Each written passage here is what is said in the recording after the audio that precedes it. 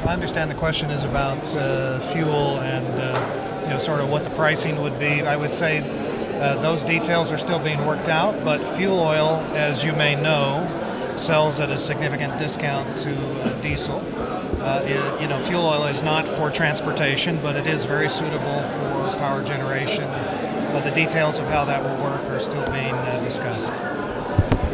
Ny anjiny rehetra, ny détail rehetra momba ny vidiny sy ny fomba hamarotana ny solika zany zao dia mbola eo an-dalam-pandinihana an'izay zahay. Efa fantatra fotsiny zany izy hoe mandeha amin'ny famokarana herinaratra, mety tsara amin'ny famokarana herinaratra ny menaka vao tsy miroro, fa ny momba ny vidiny sy ny fomba hamarotana azy zany eo an-dalam-pandinihana an'izay zao zahay. Do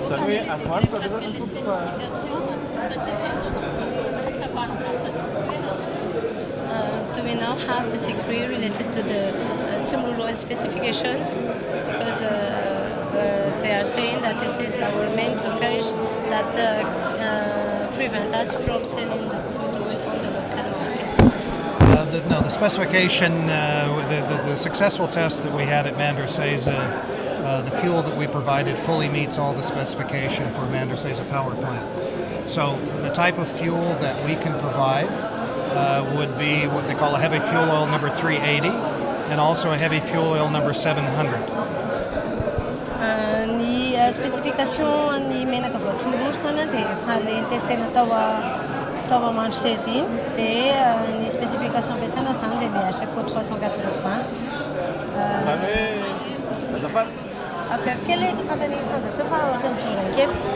In fact, the question is, do we have the decree that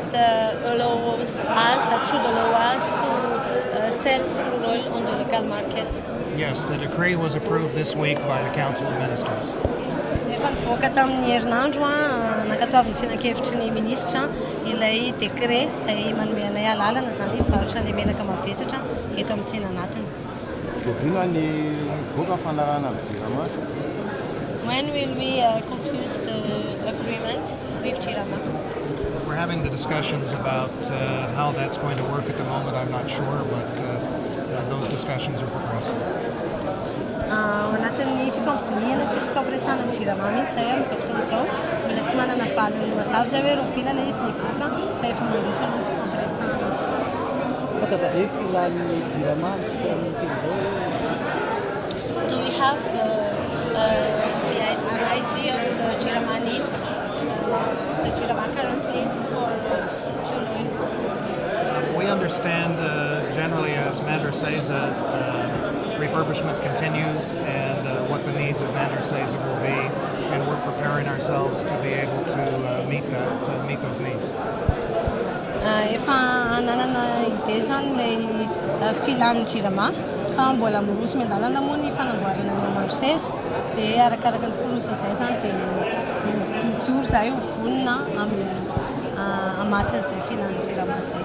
Azo heverina koa ve mety tsy mifampiratsy vatana amin'ny Jirama fa amin'ireo le mpamatsy solika amin'ny Jirama Can we imagine working not directly with Jirama but with fuel suppliers of Jirama, company supplying fuel for Jirama? We want to make our fuel available to all suppliers. So again, from our perspective, we want to be available to all suppliers who would like to use our fuel.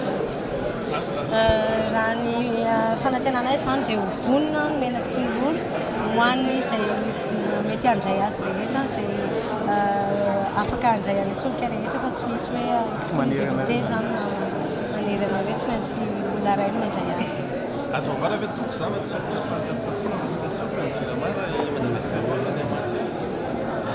Can we say that if we supply fuel for Jirama, Jirama will no longer have losses in its production if Jirama is using our fuel?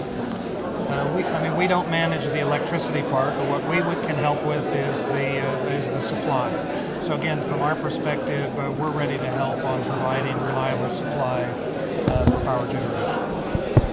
tsy misahana an'le gestion ny famokarana herinaratra zany izay fa ny anjara iray dia hoe amatsy solika mavesatra azo antoka ho an'ny JIRAMA mba ahafahana manampy amin'ny famokarana herinaratra. Dia momba an'le fandrarana sy fitantanana ilay resaka famokarana herinaratra zany tsy afaka idiranay raha raikitra ny fampirana amin'ny JIRAMA volona mampahalalànareo azy manana ny foto-zavatra azy aloha JIRAMA andraisana an'io satria somary misy condition ihany ny contribution an'ilay filo io ny lalana etsy andany tsy mandeha.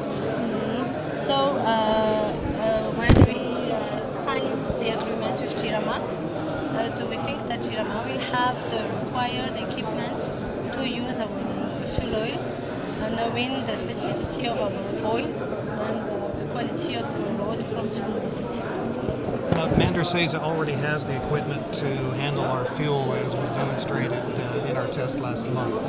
So again, as Mandar Seiza plant expands its capacity, we'll be able to use our fuel, and that's both either an HFO 380 or an HFO 700. The plant is capable to handle our fuel.